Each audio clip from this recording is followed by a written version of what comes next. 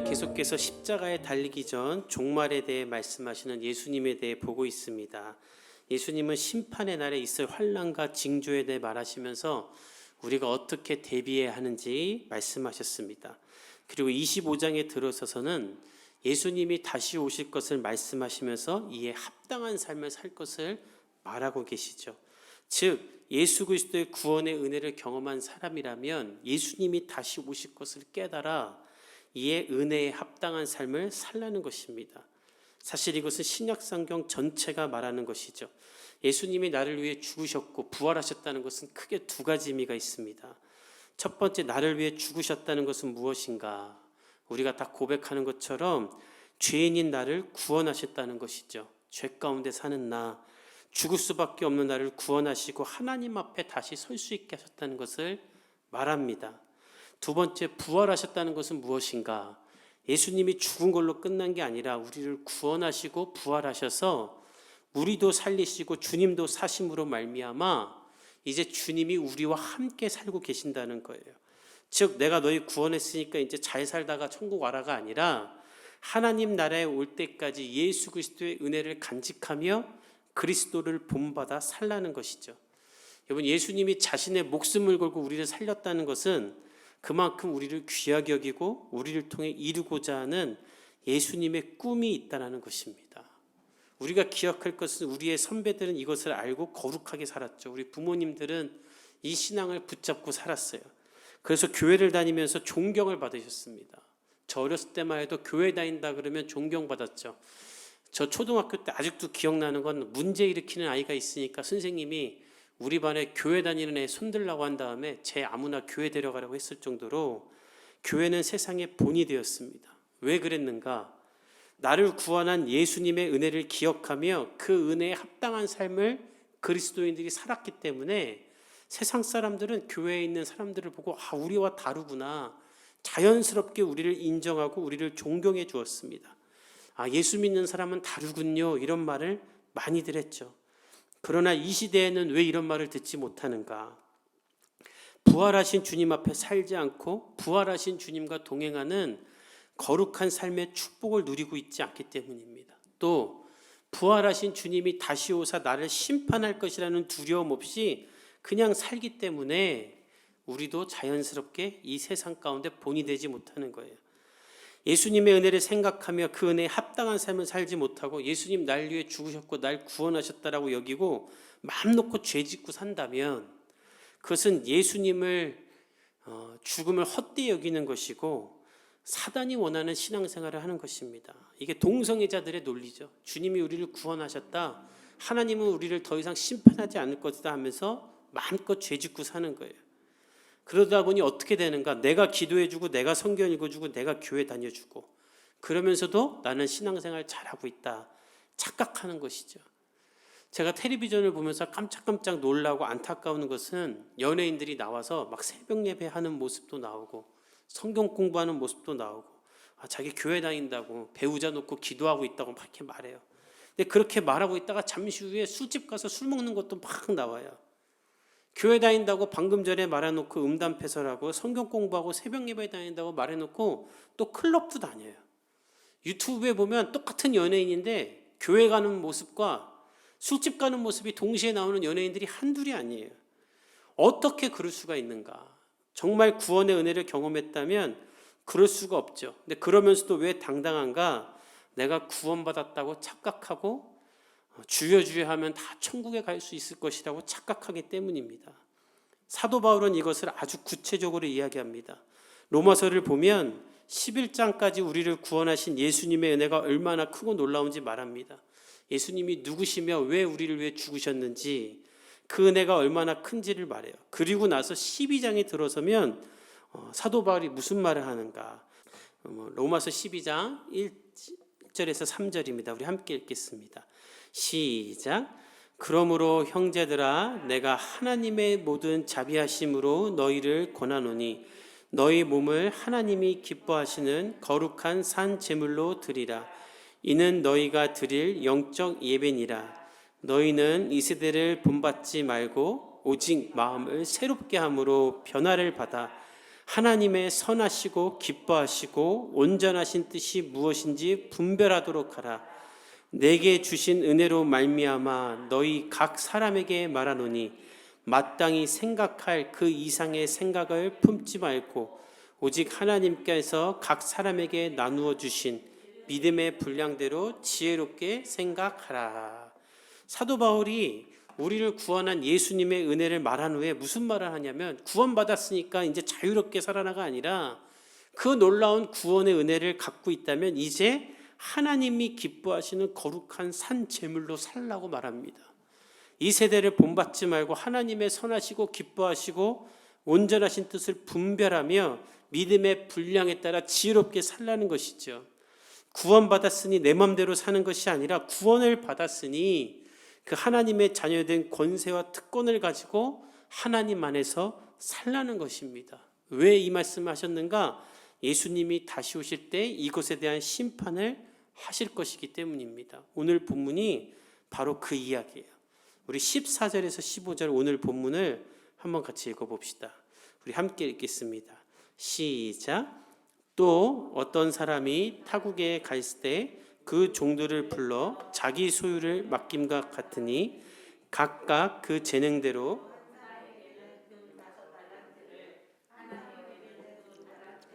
한 사람에게는 한 달란트를 주고 떠났더니, 예수님이 오늘도 비유를 통해 말하시는데 어떤 비유인가? 우리가 아주 주일학교 때부터 많이 들었던 비유죠. 달란트 비유예요.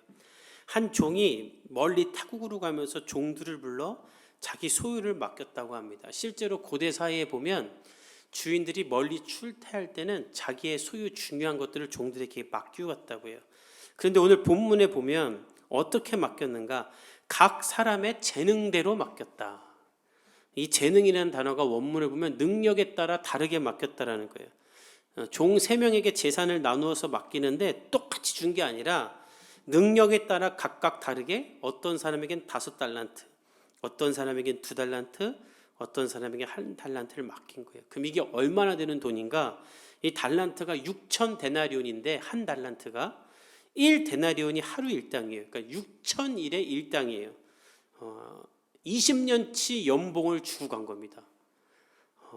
그래서 일당이 10만 원이라고 치면 한 달란트는 6억이 되는 거예요. 그러니까 주인이 멀리 떠나면서 지금 종 셋을 불러놓고 한 명에겐 30억, 한 명에겐 12억, 한 명에겐 6억을 맡긴 거예요. 어마어마한 돈을 맡긴 거예요. 근데 원문을 보면 그냥 간직하라고 맡긴 게 아니라 이 14절에 맡기다라는 말이 원문을 보면 관리하다라는 뜻이에요. 그러니까 이걸 주고 이걸 가지고 너가 운영해봐라, 경영해봐라 하고 이렇게 맡기고 간 거예요. 아무것도 하지 말고 내가 멀리 가니까 잘 지키고 있어라가 아니라 내가 너희에게 이것을 빌려줄 테니, 경영하도록 해줄 테니 소신껏 이 돈을 가지고 마음껏 경영하라고 기회를 준 겁니다. 얼마나 큰 기회와 권위입니까?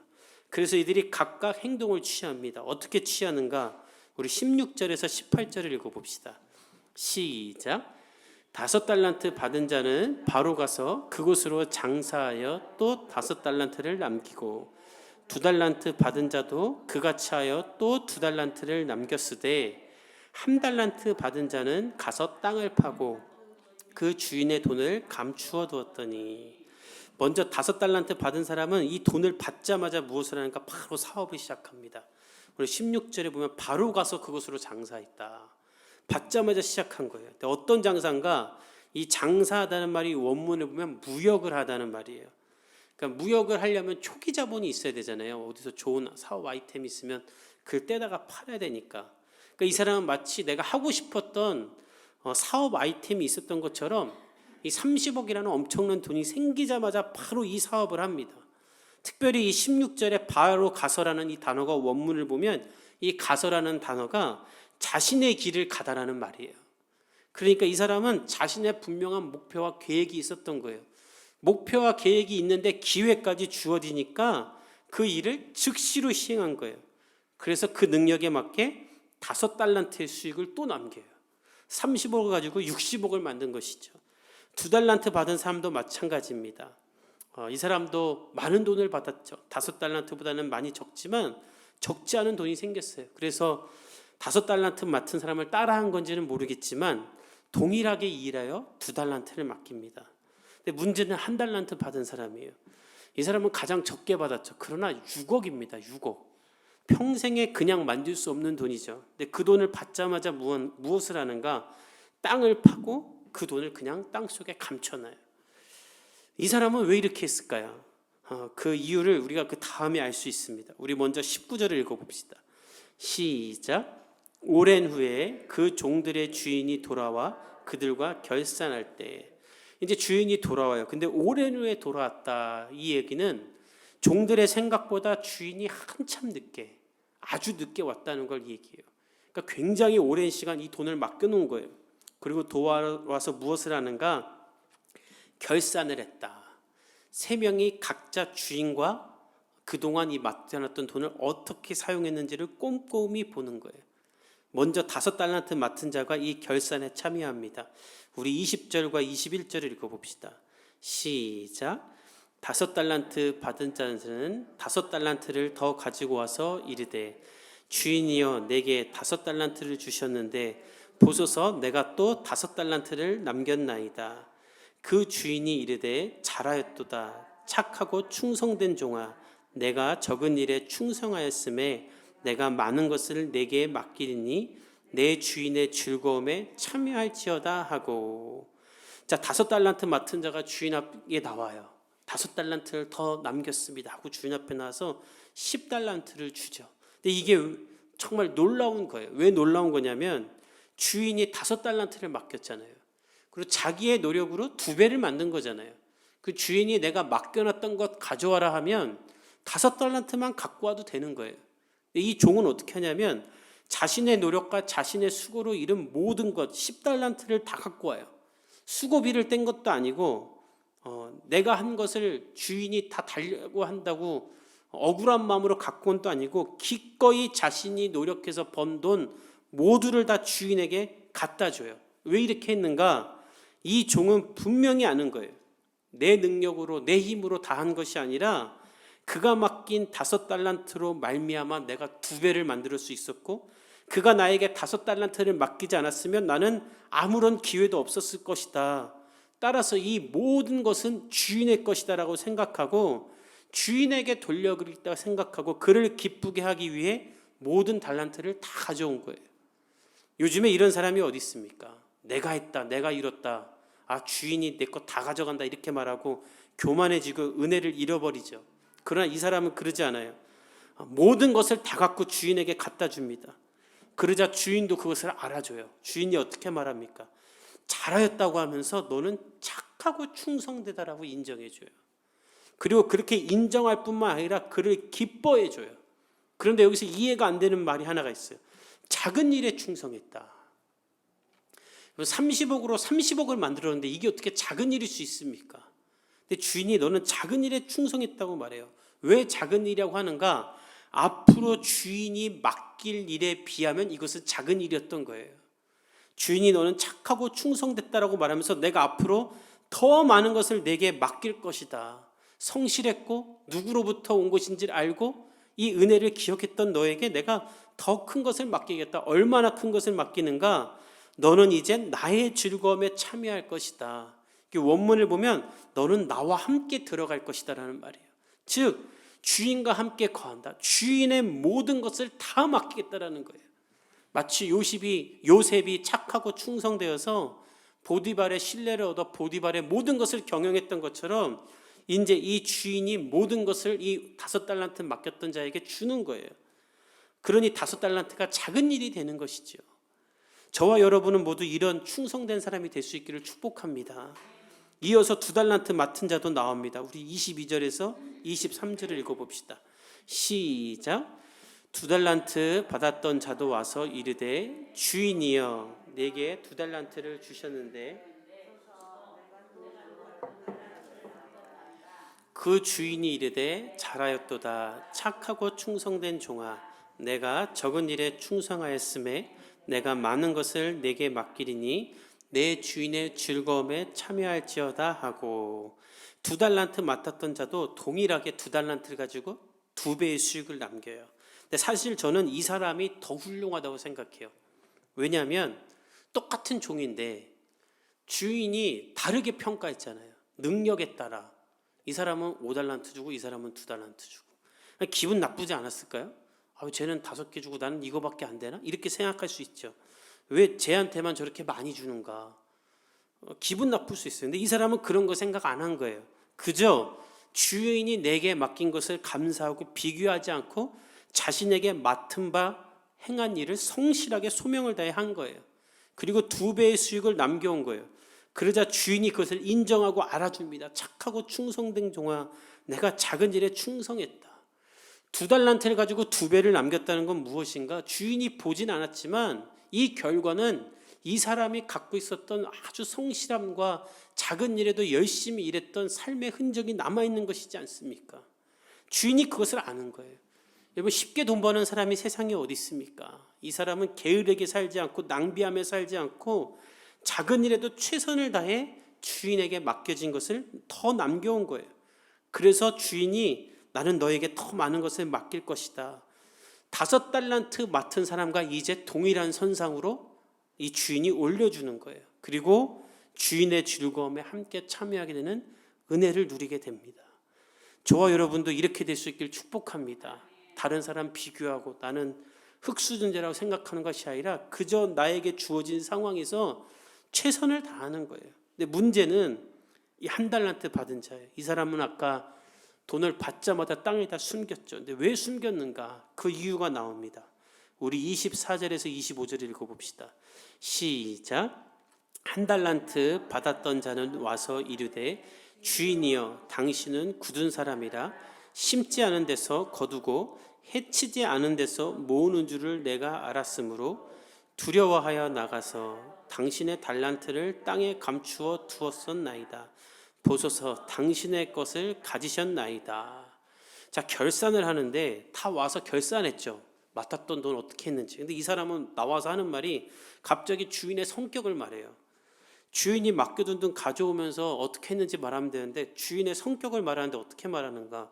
주인이여 나는 당신이 굳은 사람이라 심지 않은 데서 거두고 해치지 않은 데서 모으는 줄 알았습니다. 이게 무슨 말이냐면 주인 당신은 고약하고 냉정한 사람이기에 당신은 아무 노력 안 하고 종들 부려먹어서 돈 버는 사람이기 때문에 만약 내가 당신의 돈 갖고 사업하다 망하면 당신에게 벌 받을까 봐 두려워서 그냥 땅에 묻어두었다가 그대로 갖고 왔습니다. 하나도 손해 안 봤습니다라고 말하는 거예요. 쓸데없는 말하고 있는 거죠. 주인은 결산하자는데 뭐 주인 성격을 말하고 있습니까? 결과가 없으면 이렇게 말이 늘어지는 거예요.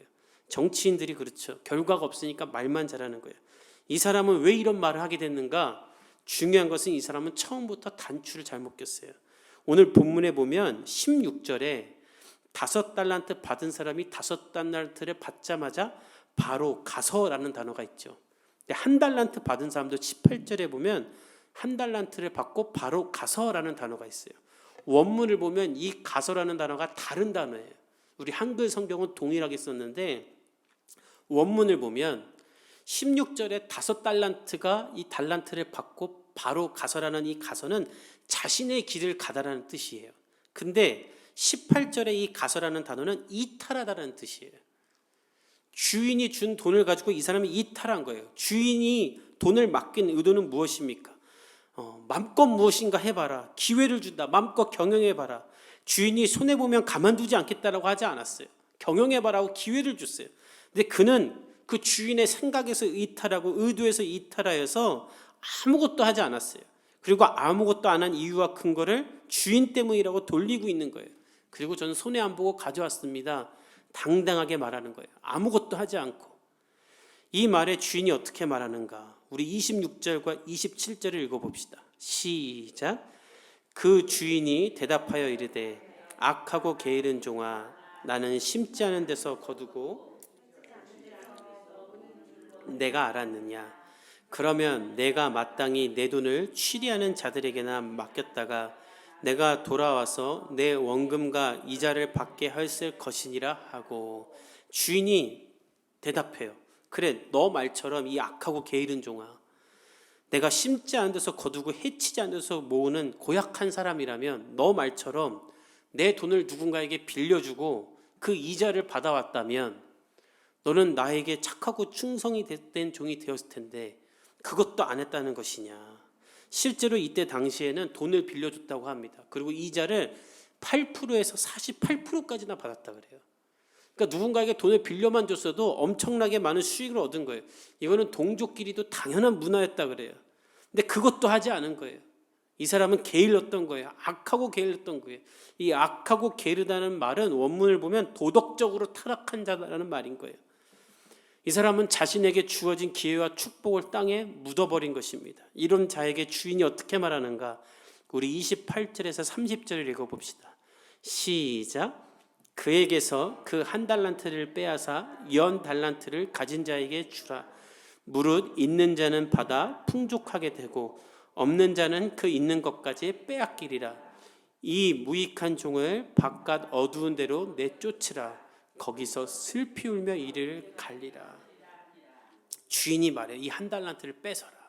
그리고 10달란트에게 줘라. 있는 자는 더 풍족하게 되고 없는 자는 빼앗기라. 왜 이렇게까지 있을까요?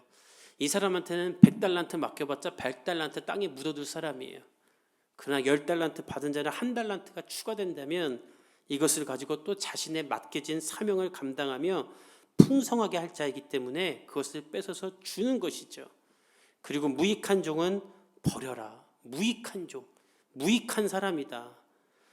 어두운 데로 내쫓으라. 내던지라는 말이에요. 그가 슬피 울며 이를 갈리라. 오늘 예수님의 이 비유는 무슨 말인가? 이 어떤 사람은 바로 예수님 자신을 의미하는 겁니다. 예수님이 타국으로 갔다는 것은 예수님이 잠시 우리를 떠나 하늘나라에 가신 것을 말하신 거죠. 중요한 것은 예수님이 천국에 가실 때 우리를 구원하시고 너희들 알아서 살아라고 한 것이 아니라 우리에게 달란트를 주시고 소명과 은사를 주고 가셨다는 거예요. 그리고 예수의 구원의 은혜로 구원을 받았다면 그 구원의 은혜를 가지고 하나님의 나라를 위해서 살아야만 한다는 것입니다. 그리고 하나님 앞에 나와 예수님이 다시 오시는 날 결산할 때 그것을 주님 앞에 충성되게 내어드릴 수 있는 사람이 되어야 한다는 것이죠. 저 여러분 모두가 그렇게 될 수 있기를 축복합니다. 중요한 것은 이 소명을 각각 줬다라는 거예요. 모두가 다르게 각자에게 맞게. 한 신학자가 이런 말을 했어요. 하나님은 당신이 모세가 되기를 바라지 않는다. 하나님은 당신이 다윗처럼 되는 것도 바라지 않는다. 하나님은 당신을 향한 고유한 계획과 꿈이 있다. 우리 하나님이 저와 여러분을 향한 이런 꿈과 계획이 있는 줄 믿습니다. 주님은 여러분에게 누구처럼 되라고 하지 않으세요. 여러분 자신만을 향한 계획이 있으세요. 그것이 요한복음에 잘 나와요. 요한복음에 보면 날 때부터 소경된 사람이 있습니다. 사람들은 그를 향해서 뭐라 얘기했냐면 날 때부터 앞을 못 보면 저거 부모의 죄가 많아서 벌 받은 것이다 이렇게 해버려요. 그러니까 장애를 가진 사람을 도와주지 않고 오히려 저주를 하고 있으니 정말 소망이 없는 것이죠. 근데 그를 보면서 예수님은 어떻게 말하는가? 죄 때문에 앞을 못 보는 것이 아니라 그를 통해 하나님이 하실 일이 있기 때문에 앞을 못 보는 것이다. 날 때부터 소경된 자에게도 하나님의 꿈이 있다라는 거예요. 그리고 예수님은 그를 고치시고 그는 눈이 떠지자마자 예수님을 전하는 사람이 되는데 어떻게 전하는가? 예수님을 전할수록 고난을 당할 수 있지만 그럼에도 불구하고 예수님을 계속 증거하는 예수님의 제자가 됩니다. 그가 복음서에서 가장 많은 분량을 가진 예수님께 병고침 받은 자가 돼요. 날 때부터 눈이 보이지 않았던 것은 저주가 아니라 하나님의 계획이었던 것이죠. 오늘 성경을 보면 우리도 마찬가지라는 거예요. 우리를 사랑하시고 우리를 구원하셨다면 우리를 향한 꿈과 계획도 있고 우리에게 그것을 이룰 힘과 능력도 주시는 하나님이 우리와 함께 하시는 줄 믿습니다. 중요한 것은 우리가 이 구원의 목적대로 살고 있는가? 여러분은 하나님이 주신 은혜와 재능을 하나님을 위해 살고 있습니까? 아니면 이탈했습니까?